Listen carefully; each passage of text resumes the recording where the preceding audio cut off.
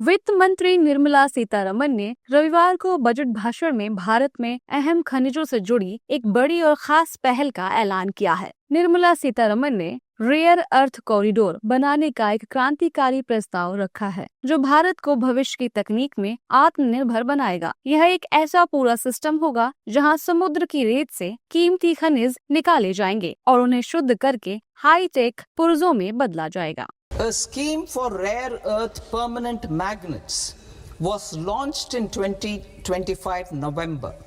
We now propose to support the mineral-rich states of Odisha, Kerala, Andhra Pradesh and Tamil Nadu to establish dedicated rare earth corridors to promote mining, processing, research and manufacturing.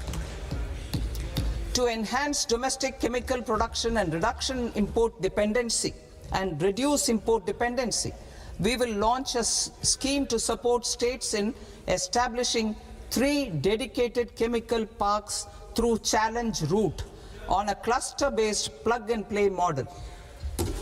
Strong capital goods. In corridors का मकसद देश में rare earth minerals के क्षेत्र को मजबूत करना है।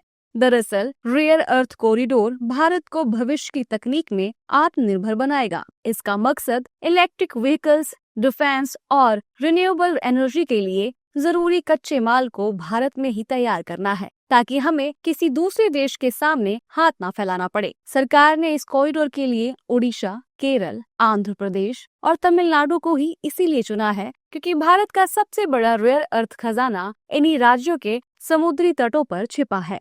इसके अलावा सरकार ने MSME क्षेत्र को मजबूती देने के लिए बजट में 10,000 करोड़ रुपए का SME ग्रोथ फंड स्थापित करने का प्रावधान किया है। इसके साथ ही आत्मनिर्भर भारत फंड में 2,000 करोड़ रुपए की अतिरिक्त पूंजी डाली जाएगी, जिससे छोटे उद्यमों को समय पर भुगतान और वित्तीय सहायता उपलब्ध कराने के लिए ट्रेड्स प्लेटफॉर्म के दायरे का भी विस्तार किया जाएगा। इससे इस सेक्टर की वर्किंग कैपिटल की समस्या समाप्त होगी। वित्त मंत्री ने बजट 2026 में इंडिया सेमीकंडक्टर मिशन 2.0 का भी ऐलान किया है। इस मिशन के लिए बजट में 40,000 करोड़ की भारी भरकम राशि का बंदोबस्त किया गया है। इंडिया सेमीकंडक्टर मिशन 2.0 चीन और वियतनाम जैसे देशों के मुकाबले भारत को एक चिप बनाने वाले ग्लोबल हब के तौर पर स्थापित करेगा। इस मिशन की खास बात यह है कि सरकार सिर्फ देश में चिप नहीं बनाना चाहती, बल्कि सरकार का ध्यान युवाओं को इस काबिल बनाने पर है कि वह देश में खुद चिप डिजाइन कर सके।